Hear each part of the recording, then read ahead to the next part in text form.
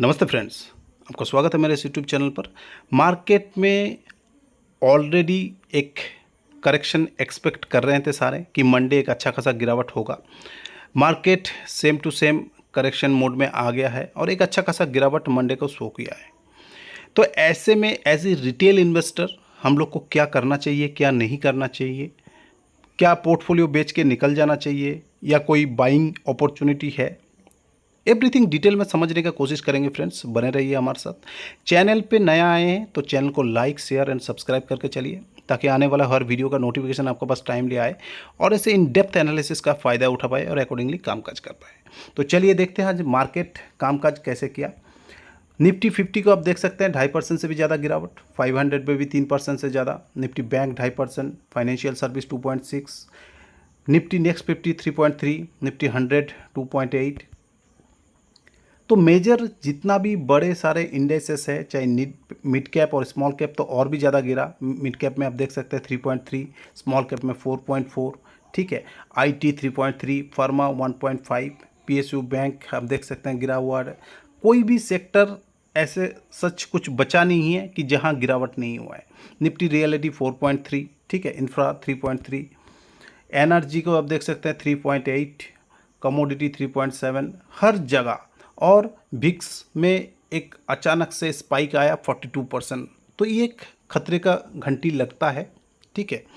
तो ऐसे में अगर बियर मार्केट आता है या रिसेशन आता है तो कौन सा सेक्टर हमें आइडेंटिफाई करना चाहिए, आज का ये डाटा से आपको पता चल जाएगा। पहला तो है आपको जो ग्लोबल प्रॉब्लम है, इस प्रॉब्लम से एफएमसीजी को ज़्यादा फर्क नहीं पड़ता है, तो एफएमसीजी कम गिरा है और एफएमसीजी एक रिसेशन प्रूफ पोर्टफोलियो हो सकता है। अगर आपका पास एफएमसीजी सेक्टर का अच्छा स्टॉक नहीं है तो आप बाइंग के लिए कंसिडर कर सकते हैं। देन आप देख सकते हैं निफ्टी फार्मा, ठीक है। निफ्टी फार्मा भी एज सच गिरा नहीं है। निफ्टी 50 चाहे स्मॉल कैप और मिड कैप इन सारे इंडेक्सेस से तो कम ही गिरा है, तो फार्मा भी एक अच्छा प्ले हो सकता है, ठीक है। तो इनको आप कंसिडर कीजिए। इनमें अच्छा स्टॉक जहाँ पे आपको वैल्यूएशन अच्छा लग रहा है वहाँ पे आप ऐड करके रखिए। तो आपको अगर कुछ भी नहीं मिला तो इन सारे स्टॉक को आप बाई कर सकते हैं। लेकिन फ्रेंड, आपको बाई या सेल जो भी करना है आप अपना फाइनेंशियल एडवाइज़र का राय लेके या अपना विवेक और बुद्धि लगा के कामकाज करना है। मेरा इसमें बाय और सेल का कोई रिकमेंडेशन नहीं है। मार्केट मूड अगर आप देखेंगे तो मार्केट मूड अभी भी ग्रिड जोन में है, अभी भी फियर जोन में आया नहीं है, एक्सट्रीम फियर जोन में आया नहीं है।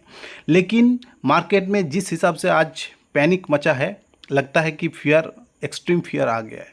लेकिन अगर आप मार्केट का मूड देखेंगे अभी भी फियर में नहीं आया है। डेटा भी हम लोग को यही बोलता है।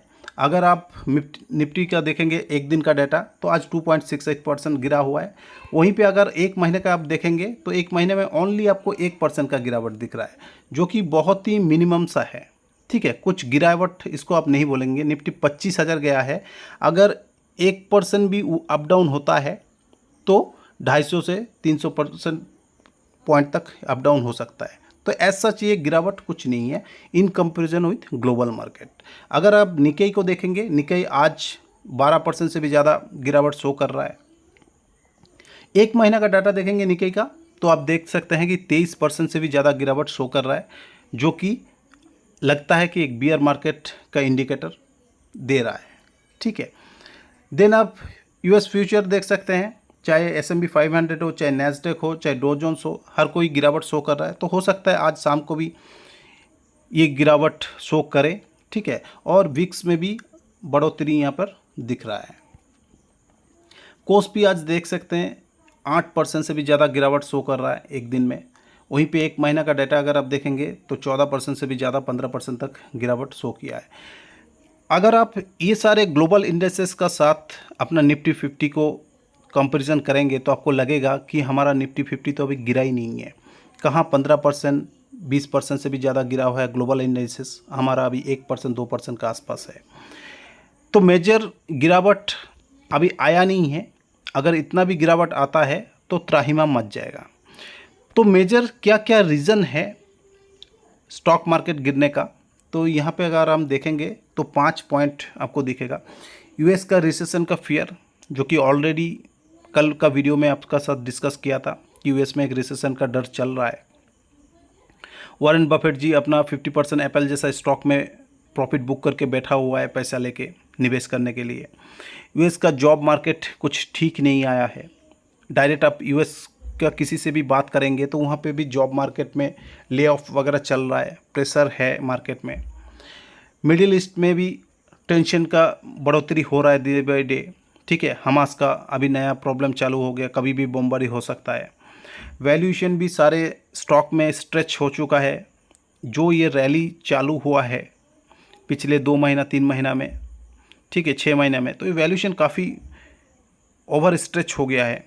चाहे पीएसयू सेक्टर हो, चाहे रेलवे सेक्टर हो, चाहे डिफेंस स्टॉक हो, आप देख सकते हैं अर्निंग उतना है ही नहीं, लेकिन वैल्यूएशन 3 गुना 4 गुना 5 गुना तक लेके बैठे हैं। तो करेक्शन एक ड्यू था, ठीक है। ये सारे रीज़न अभी मिल गया है करेक्शन होने के लिए, इस वजह से आपको लग रहा है कि करेक्शन हो रहा है। करेक्शन तो ड्यू था, ठीक है। तो एज सच कोई पैनिक करने का प्रॉब्लम कारण कुछ नहीं दिख रहा है मेरे को। Q1 रिज़ल्ट भी एक कारण है।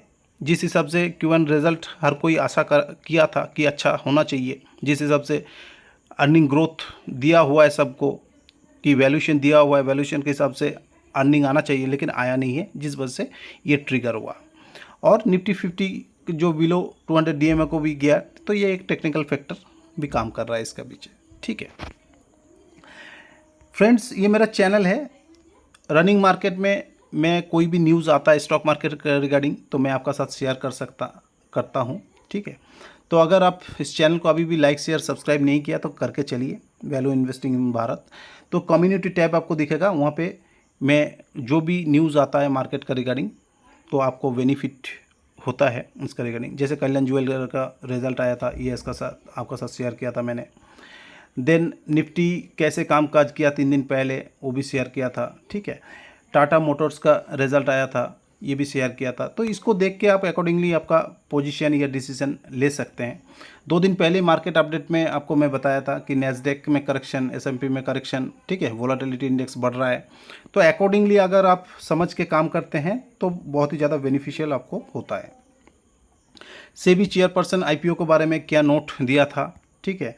देन एनटीपीसी का ग्रीन का आईपीओ आने वाला है। अगर आप शेयर होल्ड नहीं कर रहे हैं तो मिनिमम 1 शेयर होल्ड कर सकते हैं, ताकि आप शेयर होल्डिंग कोटा में अप्लाई कर पाएँ और अपना आईपीओ अलॉटमेंट चांसेस को बढ़ा पाएँ। तो ये सब कुछ कारण होता है, इस वजह से आपको, जो कि हर वीडियो में आपको बता नहीं पाते हैं, तो कम्युनिटी पोस्ट में अगर आप जाएंगे तो आपको ईजिली ये एक्सेस हो जाएगा फ्रीली, और आप मार्केट अपडेट रहते हैं, ठीक है। फ्राइडे 20 आवर्स पहले भी आपको बताया था कि मंडे हमारा मार्केट कंटिन्यू फॉल दिखा सकता है, इसके लिए प्रिपेयर्ड रहना चाहिए। तो आपको आज आश्चर्य नहीं होना चाहिए कि ये ऑलरेडी हर कोई एक्सपेक्ट कर रहा था, ठीक है, क्योंकि यूएस का जो डाटा आ रहा था इसको देख के कि मंडे को गिरावट होने वाला है, ठीक है। ये भी मैं आपका साथ शेयर किया था कि कितना % गिरने से रिसेशन आता है। हर कोई बोल रहा है रिसेशन, तो आपका माइंड में ये पिक्चर क्लियर होना चाहिए कि मोर देन 50% फॉल आता है मार्केट में तो रिसेशन आता है, 30% से भी ज़्यादा फॉल आता है तो क्रैश आता है, 20% से भी ज़्यादा फॉल आता है तो बियर मार्केट आता है, 10% से भी ज़्यादा फॉल आता है तो करेक्शन आप बोल सकते हैं, और 5% तक आता है तो ये पुल बैक। तो हमारा जो इंडाइसेस है अभी पुल बैक स्टेज में ही है। ये भी मैं रनिंग मार्केट में आपका साथ साझा किया था, सो दैट आप पैनिक ना करें और कोई भी गलत कदम ना उठाएं। तो एज ए रिटेल इन्वेस्टर आपको अभी पैनिक नहीं करना चाहिए। आपका पास फंड है तो आप स्टॉक का लिस्ट बना के रखिए। थोड़ा बहुत और गिरावट में आए आपका स्टॉक तो वहाँ पे आप धीरे धीरे एकोमुलेशन कर सकते हैं। जिनसे रैली छूट गया था वैल्यूएशन का रिगार्डिंग या प्राइस का रिगार्डिंग, अभी टाइम आ गया है कि आप थोड़ा थोड़ा बाय करके और उसको लंबे समय तक होल्ड करें। लेकिन अगर किसी को 2 साल के लिए 3 साल के लिए लगाना है तो डेफिनेटली थोड़ा सा वेट करें। हो सकता है मार्केट कुछ दिन कंसोलिडेट भी करें, इतना ज़्यादा ना भागे जैसे पिछले भागा हुआ है। तो आप लॉन्ग टर्म के लिए सोचिए। लॉन्ग टर्म का मतलब 8 से 10 साल, तो डेफिनेटली आपका प्राइस आएगा और आप अच्छा खासा वेल्थ क्रिएट कर पाएंगे। भारत का long term growth story intact है। शॉर्ट टर्म में हो सकता है कुछ नेगेटिव सेंटीमेंट रहे, ग्लोबल न्यूज़ का चक्कर में थोड़ा गिरे और भी थोड़ा ज़्यादा गिरे।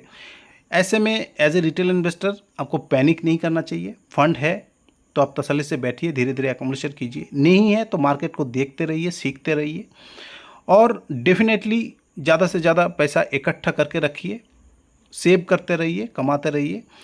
यही मार्केट को देख के दुखी होके कोई फ़ायदा नहीं है। आपका भी फंड इकट्ठा हो पाएगा, लेकिन लॉन्ग टर्म के लिए आपको बैठना पड़ेगा। ठीक है, तो आई होप, आशा करता हूँ फ्रेंड्स ये वीडियो आपको समझ में आया। वीडियो अगर हेल्पफुल लगा तो चैनल को लाइक, शेयर एंड सब्सक्राइब करके चलिए। कम्युनिटी पोस्ट को एक्सेस कीजिए ताकि ग्लोबल मार्केट का रिगार्डिंग या भारत का मार्केट का रिगार्डिंग आपको अपडेट मिलता रहे और मार्केट में कोई भी गलत कदम आप ना उठाइए, शॉर्ट टर्म में ट्रेडिंग वगैरह ना करें ताकि आपका पैसा बचा रहे और आप एक लंबे समय में वेल्थ क्रिएट करने के लिए मार्केट में आइए। ये सारी चीज़ मैं आपका साथ एक्सेस करता रहता हूँ, साझा करता रहता हूँ। तो डेफिनेटली चैनल को लाइक, शेयर, सब्सक्राइब करके चलिए। तो thank you friends, have a nice day.